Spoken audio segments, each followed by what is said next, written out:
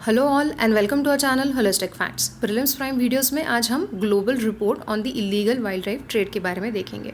ये रिपोर्ट जो है ये फाइनेंशियल एक्शन टास्क फोर्स ने निकाला है। तो पहले हम थोड़ा सा वाइल्ड लाइफ ट्रेड के बारे में देखते हैं। जब हम वाइल्ड लाइफ ट्रेड की बात करते हैं तो यूजुअली हम लीगल ट्रेड की बात कर रहे होते हैं, ठीक है, जिसमें कि रोज़मर्रा की चीज़ें होती है जिनका ट्रेड किया जाता है। टिम्बर है फर्नीचर के लिए, बिल्डिंग मटेरियल्स के लिए, एक्जॉटिक फ्लावर्स हैं, प्लांट्स, पेट्स, इंग्रेडिएंट्स और मेडिसिन्स, कॉस्मेटिक्स, ये सारी चीज़ें होती हैं।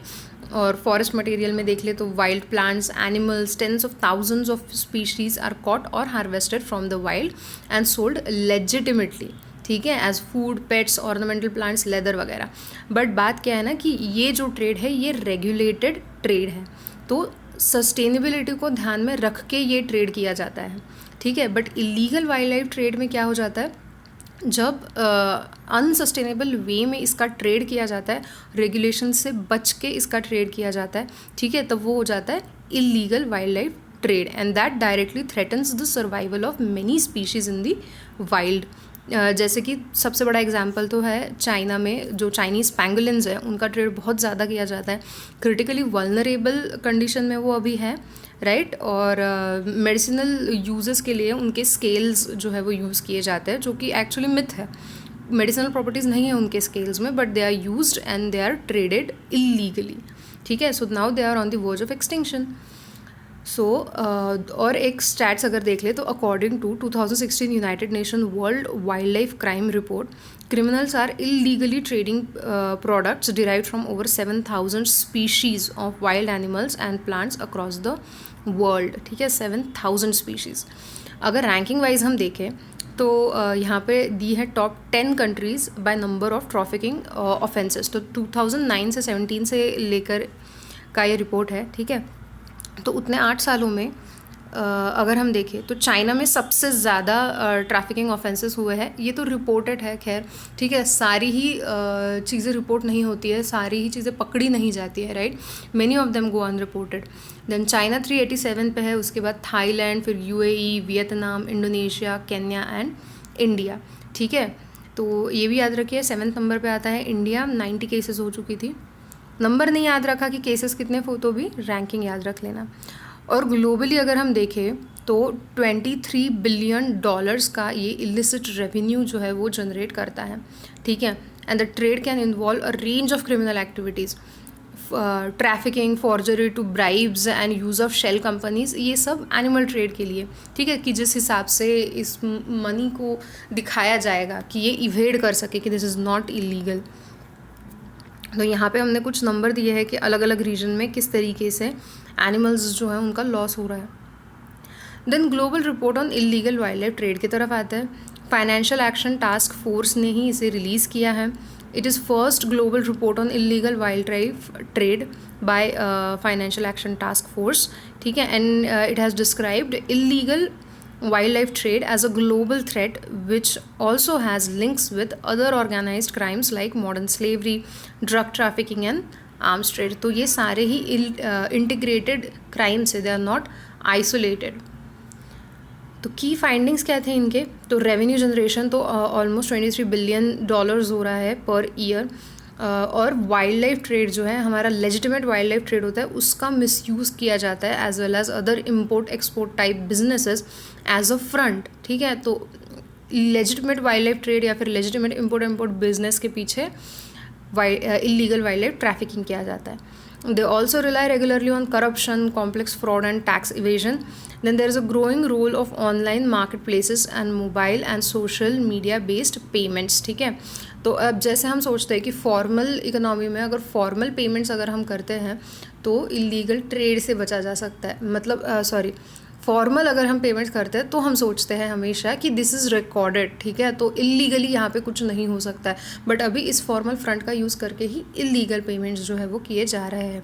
तो जैसे कि छोटे छोटे पेमेंट्स करना, राइट, या फिर लोन्स दे रहे हैं इस हिसाब से पेमेंट करना सो दैट नज़र में ना आए, इवेड कर सके।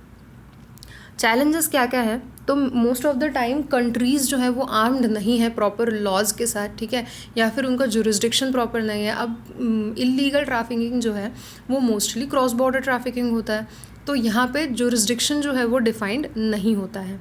Then criminal syndicates are misusing formal financial sector, ये तो हमने देखा था मनी को लॉन्डर करने के लिए.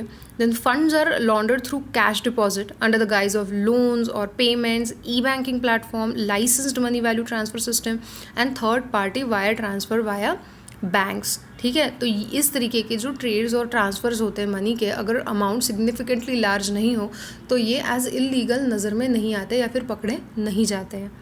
Then accounts of innocent victims are also used, किसी के भी नाम पे ट्रेड कर देना सो दैट जो एक्चुअल में ट्रेड कर रहे हैं वो बच जाएंगे. Then front companies often link to import export, ये तो हमने देख लिया था कि फ्रंट में कुछ और ही है एंड देन इलीगल ट्रेड चल रहा है.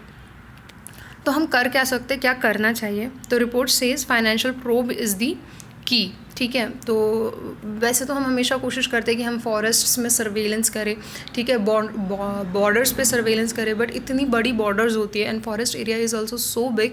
तो one thing that you can do is, अगर फॉर्मल वे में पेमेंट्स हुए जा रहे हैं या फिर पेमेंट्स नज़र में आ रहे हैं जो ज़रा से भी सस्पिशियस लगे, you can follow them and then you can reach to this point. तो फाइनेंशियल ये जो पेमेंट्स है ये हमारी की बन सकती है.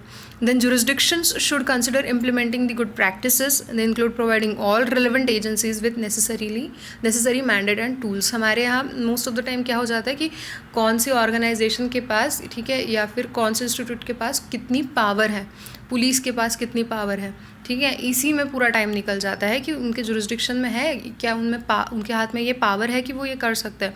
तो यहाँ पे डेलीगेट करने की बहुत ज़रूरत है पावर को, कि ऑन स्पॉट अगर आपको इलीगल ट्रेड या इलीगल ट्रैफिकिंग दिखाई दे रहा है या फिर आपको कुछ एक्शन लेनी है पकड़ने के लिए, तो you should be able to do it.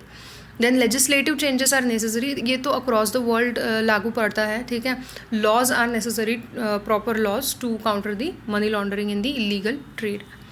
तो ये तो थे रिपोर्ट की कुछ फाइंडिंग कि यूजुअली क्या वेज यूज़ कर रहे हैं या फिर हम क्या कर सकते हैं. अभी हम देख लेते हैं थोड़ा सा फाइनेंशियल एक्शन टास्क फोर्स के बारे में जिन्होंने ये रिपोर्ट रिलीज़ की है. ये एक inter governmental policy making body है which aims to establish international standards for combating money laundering and terror financing. It was established in 1987 और ये G7 का इनिशिएटिव है. ठीक है, G7 कंट्रीज़ का इनिशिएटिव है to combat growing problem of money laundering. Comprises over 39 countries now and India is a member. ये बहुत ज़्यादा इंपॉर्टेंट है, India is a member. Then FATF secretariat ये OECD पेरिस में है. ठीक है, हाँ, it is housed at the headquarters of the OECD in Paris and initially it was only dealing with developing policies to combat money laundering. ठीक है, तो policies कैसे बना सकते हैं मनी लॉन्ड्रिंग को काउंटर करने के लिए, बट 2001 से इन्होंने थोड़ा सा अपना बेस जो है वो वाइड कर लिया है and now it is expanded to act against terrorism financing. और इसके ऑब्जेक्टिव्स क्या हैं? To set standards and promote effective implementation of legal, regulatory and operational measures for combating money laundering, terror financing and other related threats to the integrity of international financial system. तो ये कुछ important words हैं, ये याद रख लीजिएगा. Legal, regulatory and operational measures for combating money laundering, terror financing and related threats. ये इसके main objectives हैं. और फंक्शंस है इंटरनेशनल स्टैंडर्ड्स को सेट करना और फैटफ के स्टैंडर्ड्स फिर मतलब फॉलो किए जा रहे हैं या नहीं वो मॉनिटर करना, स्टडीज़ कंडक्ट करना, मनी लॉन्ड्रिंग और टेरर फाइनेंसिंग किस तरीके से होता है, ठीक है, क्या ट्रेंड्स है, क्या टेक्निक्स है. Then respond to new and emerging threats such as proliferation financing which is use for promoting proliferation of chemical, biological and nuclear weapons. ठीक है, तो ये एक new kind of emerging threat है. ये जो नॉन कन्वेंशनल वेपन्स है, chemical या फिर बायोलॉजिकल वेपन्स, उनके लिए जो लॉन्डर्ड मनी है, अलग अलग तरफ से लॉन्डर्ड मनी है, उसे यूज़ किया जाता है. और मनी लॉन्ड्रिंग पहली बात तो एक बहुत बड़ी थ्रेट हमारे लिए क्यों है, क्योंकि ये जो लॉन्डर्ड किया हुआ मनी है, it's probably it's used for usually terror financing या फिर ह्यूमन ट्रैफिकिंग या फिर देन ड्रग ट्रैफिकिंग, क्योंकि हमने देखा था कि ये सारी चीज़ें जो है ये काफ़ी इंटीग्रेटेड है. These are not isolated crimes, इसलिए हमें इसे रोकना बहुत ज़्यादा ज़रूरी है. सो आज के वीडियो के लिए तो इतना ही. I hope you liked it and if you did please like, share and subscribe to our channel holistic facts. Thank you.